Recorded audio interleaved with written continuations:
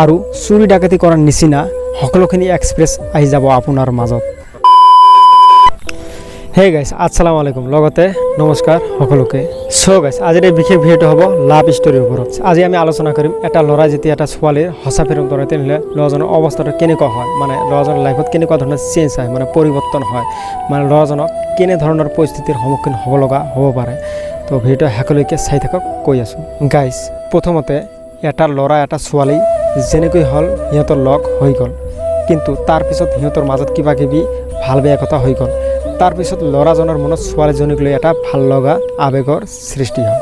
Guys তেতিয়া ল'ৰাজন বহুত বেছি মানে হেপী থাকে, মানে নিজে নিজকে প্ৰাউড ফিল কৰে। তো তেতিয়া ল'ৰাজনৰ মনত বাৰ বাৰ এটা প্লেন আহি থাকে, কেনেকৈ ছোৱালীজনীক নিজৰ মনৰ কথাটো খুলি কম। তেতিয়া ল'ৰাজন কোনো বন্ধুৰ সহযোগিতা ল'বলৈ চেষ্টা কৰে, নহ'লে নিজেই প্লেনটো বনায়।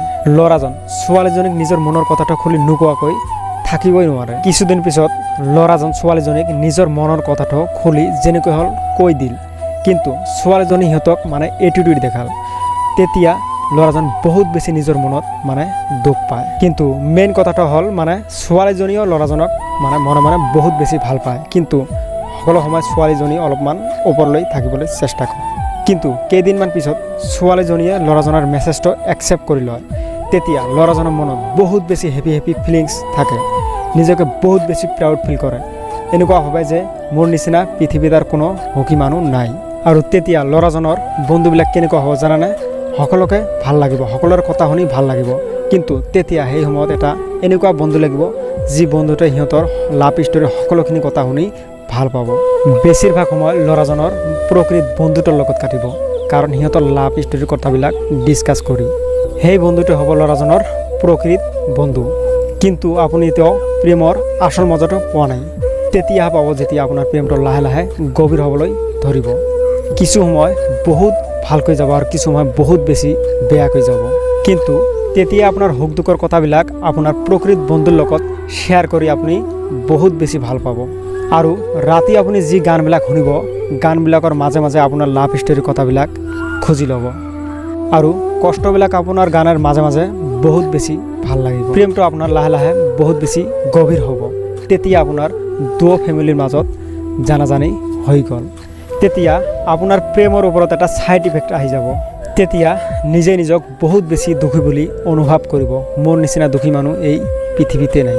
ফেমিলিৰ পৰা গালি গালাজ দিলে আপোনাৰ কষ্টবিলাক অনুভৱ কম হ'ব। যেতিয়া আপোনাৰ প্ৰেমিকা আৰু আপোনাৰ মাজত কিবা ভুল বুজাবুজি হোৱাৰ ফলত আপোনাৰ মাজত কাজিয়া লাগিব আৰু আপুনি বহুত বেছি কনফিউজন হ'ব মাজে মাজে, তেতিয়া আপোনাৰ বহুত বেছি কষ্ট অনুভৱ হ'ব। তেতিয়া আপোনাৰ প্ৰকৃত বন্ধুৰ লগত আপোনাৰ লাভ ষ্টৰীৰ কথাবিলাক শ্বেয়াৰ কৰি আপোনাক ভাল নালাগিব আৰু কষ্টবিলাক আপোনাৰ বুকুৰ ভিতৰত চাপাতি ৰাখিবলৈ চেষ্টা কৰিব, কিন্তু বহুত বেছি কষ্ট অনুভৱ হ'ব। আৰু চুৰি ডাকাতি কৰাৰ নিচিনা সকলোখিনি এক্সপ্ৰেছ আহি যাব আপোনাৰ মাজত। প্ৰেম কৰা সকলোখিনি টেলেণ্ট আপোনাৰ ওপৰত আহি যাব অট'মেটিক।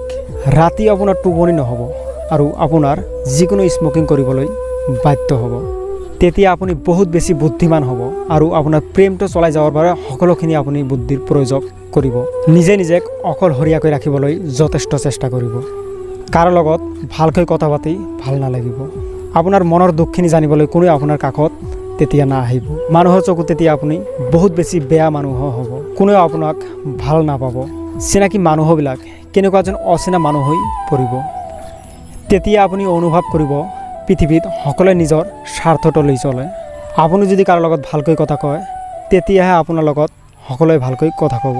কিন্তু কোনেও নুবুজিব আপোনাৰ মনৰ ভিতৰত সাগৰ মহাসাগৰৰ নিচিনা কষ্টখিনি আছে। চ' গাইজ তেতিয়া সিহঁতৰ সঁচা মৰমটোহে সিহঁতৰ চকুত ভাহি উঠিব।